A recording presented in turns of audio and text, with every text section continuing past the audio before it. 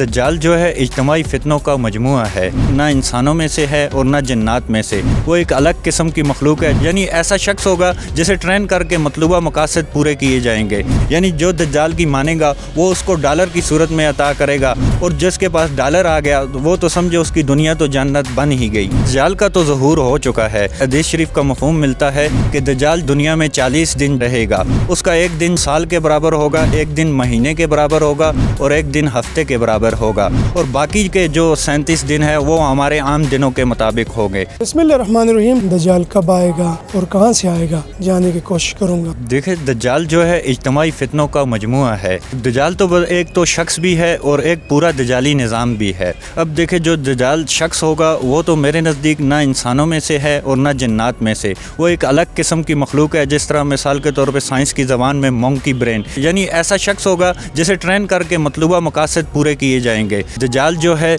ये मसनूई ज़हानत के साथ भी बहुत रिलेटेड है, यानी कि जो दज्जाल को सबसे ज़्यादा जो असिस्ट करेगी AI आर्टिफिशियल इंटेलिजेंस यानी असिस्ट करेगी, और ये उसको हर तरह का मालूमात और डेटा प्रोवाइड करेगी, जिसकी बुनियाद पे वो फिर कौमों के, मुल्कों के और लोगों के मबैन जो है फ़ैसला करेगा, जैसे कि आज अमेरिका कर रहा है।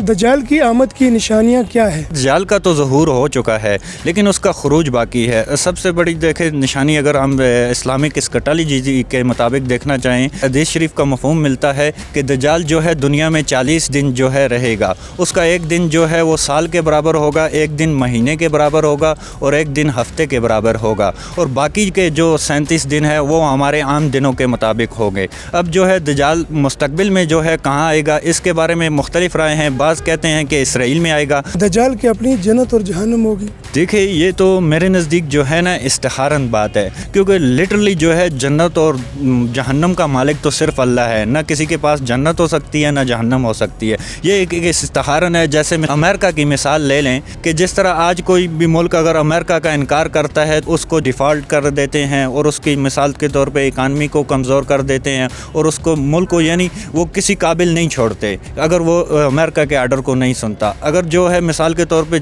जन्नत का जो तस्वर है वो मेरे नज़दीक ये है, आज देख ले डॉलर की सूरत में, यानी जो दज्जाल की मानेगा वो उसको डॉलर की सूरत में अता करेगा, और जिसके पास डॉलर आ गया वो तो समझो उसकी दुनिया तो जन्नत बन ही गई। तो ये मेरे नज़दीक दज्जाल की जन्नत और जहन्नम का तस्वर यही है। हकीकत में जो है उसके पास ना जन्नत होगी ना दोज़ख होगी। हम अवाम दज्जाल की पहचान कैसे करेंगे। देखें, इसके लिए जो हदीसों में रवायात दर्ज हैं उसमें मिलता है कि दज्जाल जो है काना होगा। वो मेरे नज़दीक ये बात भी इस्तिखारन है, यानी मिसाल के तौर पे अगर दज्जाल ज़ाहिरी तौर पे काना हो, उसको तो कोई भी काफिर भी देख के पहचान लेगा ये काना है, इसको कौन मसीहा मानने वाला है। मेरे नज़दीक जो है ये इस्तिखारन है, यानी कि वो फ़िज़िकल वर्ल्ड के अंदर उसकी जितनी भी करश्मात होगी वो फ़िज़िकल वर्ल्ड के मुताबिक होंगी, यानी उसके पास रूहानी इल्म या इल्म लुदनी नहीं होगा, जिसकी बुनियाद पर जैसे मिसाल के तौर पे इस्लाम है, इस्लाम का जो ज़्यादातर हिस्सा है वो इल्म रूहानी पर मुश्तमिल है। तो मेरे नज़दीक यही इसकी मिसाल है, यानी कि वो दज्जाल जो है वो दुनिया के मफाद के लिए अपने फ़िज़िकल कवानीन के मुताबिक जो है फ़ैसले करेगा। उसके पास रूह या इल्म लुदनी के कोई भी इल्म नहीं होगा, जिसकी वजह से हम उसे पहचान सकते हैं।